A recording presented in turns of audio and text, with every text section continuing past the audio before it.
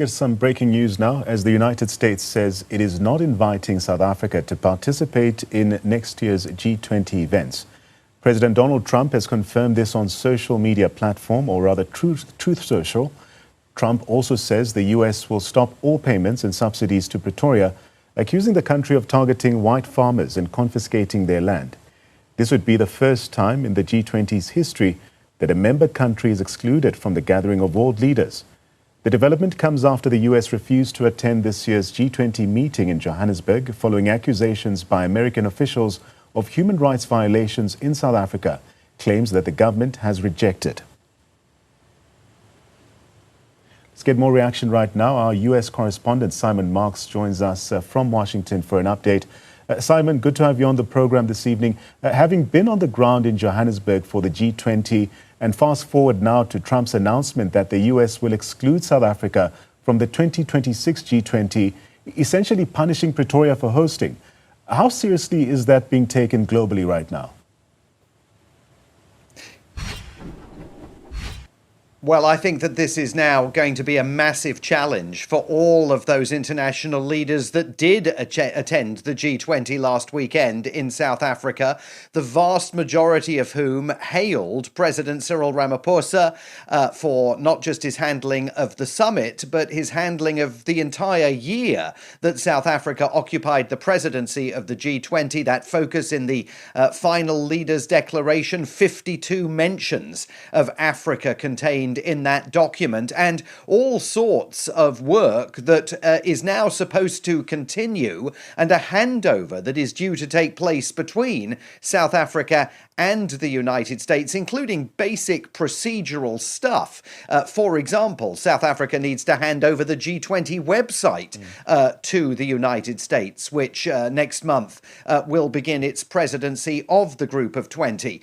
It is far from clear that Donald Trump actually has the capacity to do what he says he is doing in this message on Truth Social.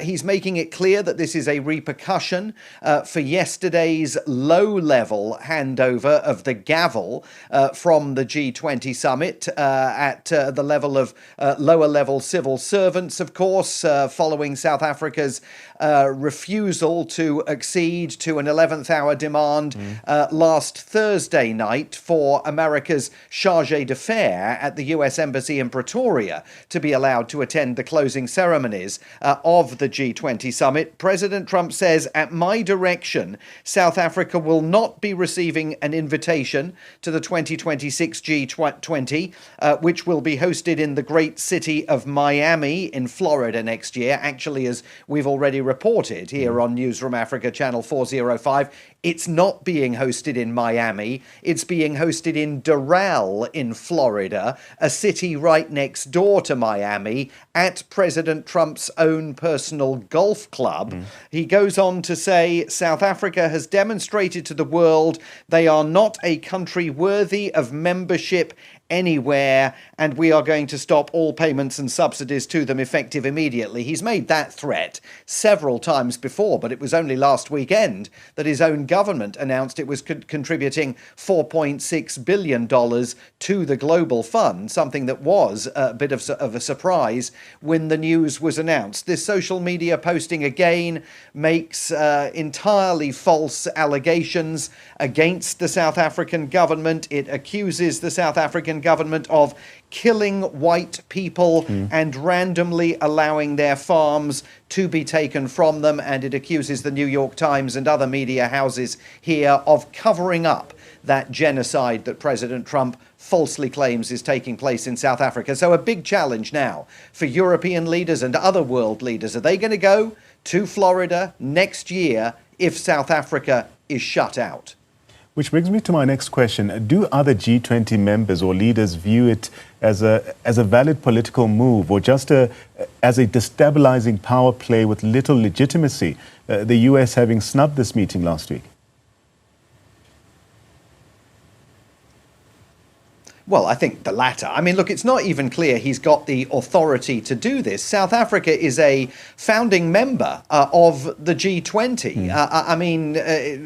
It's far from clear that the incoming presidency can simply say to a long-standing member of the G20, you're not going to come to Florida. And certainly, it's far from clear that Donald Trump can issue that decree without setting the stage for other countries to decide if they're going to be willing to attend that G20 summit. I mean, there's ethical issues surrounding that summit. It's going to be held at his own personal golf club, which raises all sorts of ethical dilemmas for world leaders as to whether they're actually going to show up and patronize his own business, even as he continues to conflate America's national interest with the private personal interest of his own business organization. Now, Trump says he's not going to make any money out of hosting the G20 at his golf club next year, but clearly it will allow the golf club to market itself for many years to come off the back of having hosted an event like that. So, look, I mean, we know from that final paragraph in the leaders' declaration that was published last Sunday night when the G20 summit wrapped up, that the leaders only agreed to work with the United States throughout 2026 and then said they looked forward to meeting again in the UK in 2027. And as we reported here on 405 at the time, that language did not seem to be entirely coincidental. So maybe this puts paid to the whole idea of a G20 summit in the United States next year, but it certainly raises enormous fresh questions about the bilateral relationship between Pretoria and Washington and about all sorts of other bilateral relationships between capitals around the world and a White House that is currently in thrall to a mercurial, quixotic president of the United States who, in this case, is once again articulating disinformation and basing policy upon it. You call it disinformation, Simon, but still reflecting back in Johannesburg, or rather on Johannesburg. At that time, were there any visible signs that South Africa, as the host and now outgoing chair, is trying to reposition itself on the global stage, perhaps leaning more on alliances beyond the West? Well, I think that was the whole tonality of the G20 summit last weekend, and this really only underscores it. Washington, of course, marginalized itself completely by removing itself from the G20 summit, not even allowing Vice President J.D. Vance or Secretary of State Marco Rubio to attend the event. That decision, announced by President Trump 2 weeks before the summit, came as a total surprise to them. J.D. Vance, as we know, was already planning to attend the summit in Donald Trump's stead. And what we saw all last weekend at Nasrec, and it was symbolized, you know, by those images of so many world leaders congratulating President Ramaphosa on the successful stewardship of the summit, were, I think, fresh indications that many leaders around the world are now looking at forging other alliances and other relationships because they know that their relationship with the United States is on such unsteady ground. And, you know, one of the themes, of course, of the G20 last weekend was solidarity. And so what are world leaders going to do now when the moment is upon us, the need potentially to express solidarity with South Africa? You know, there is precedent for this kind of thing at the United Nations in the past. Back in the 1970s, the United States refused to allow Yasser Arafat, then the leader of the PLO, to travel to New York for a UN meeting that appeared to contravene and 1947 agreement that the United States had signed when the United Nations was first headquartered in New York. As a result, member states at the United Nations said, well, we won't hold the meeting in New York. We'll all travel to Geneva. We'll meet Yasser Arafat in Geneva. And maybe the other 19 members of the G20, or 18, decide to express solidarity with South Africa by saying, forget it, we'll not go to Miami, but we'd like to do this G20 summit this year somewhere else. That's problematic because America is about to become, the presidency of the G20. But I think all of this raises huge questions about whether that summit next year is actually going to take place. Simon, let's shift gears and go back to this. Trump has announced a halt to all payments and subsidies to South Africa effective immediately. From your sources, how unprecedented is this move and what could be its immediate economic impact on South Africa? Well, I think there's a bit of hyperbole in what he's saying because that, by my count, I think is the third time that he has made that announcement over the last several months that he's going to stop all payments and subsidies effective immediately. And yet we know they just contributed $4.6 billion to the Global Fund. We know, for example, that some targeted aid programs relating to PEPFAR have continued to operate in South Africa. But we also know that this is coming at a time when a Republican Senator, John Kennedy from Louisiana, has tabled an effort in Congress to renew AGOA, but to explicitly to remove South Africa from the preferential tariff regime that AGOA contains. And we also know, of course, that South Africa has struggled and so far failed to secure any progress on a trade deal between Pretoria and Washington, D.C. So, President Trump, as I say, has said this before. Whether this means that any of the stuff that he's just announced, or the government here has just announced, that $4.6 billion to the Global Fund is being rethought, is very unclear. But it definitely shows that the bilateral relationship is getting worse and worse. I think there is a big decision point for the South African government right round the corner.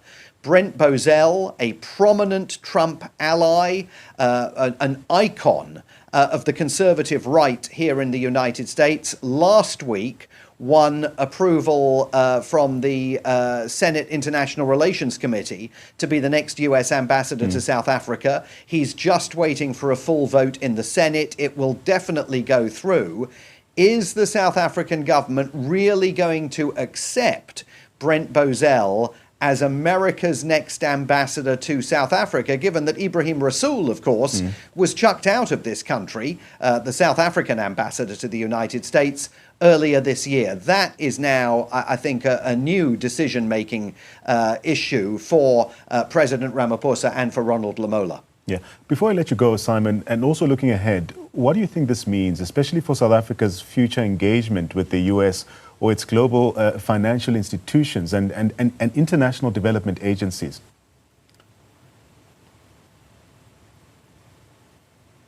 Well, look, I think the road continues to get narrower and narrower in terms of dealing with the Trump administration. And there's a massive question here. As Trevor Manuel was telling us last week here on Newzroom Afrika, the troika that oversees the G20, which consists of the last country to host the Leaders' Summit, i.e. now South Africa, the next one to host it, the United States of America, and the one to host it after that, which will be the UK, those three countries are supposed to, they are required to work very closely in concert with one another, because there are all of these working groups and procedural issues that are supposed to get handed over from one presidency to the next and then to the next.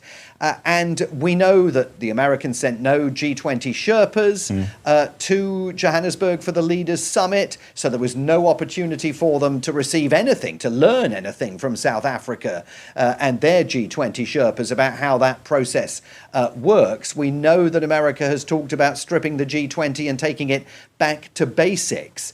I mean, I think what is going to take place here is going to present particularly Sir Keir Starmer, the British Prime Minister, with a significant dilemma now, because he's supposed to inherit the G20 presidency from President Trump, and he's desperately tried to avoid reaching any sort of Donnybrook with Donald Trump over anything up until now. This is definitely going to put him, along with the bilateral relationship between the United States and South Africa, into a fresh bind.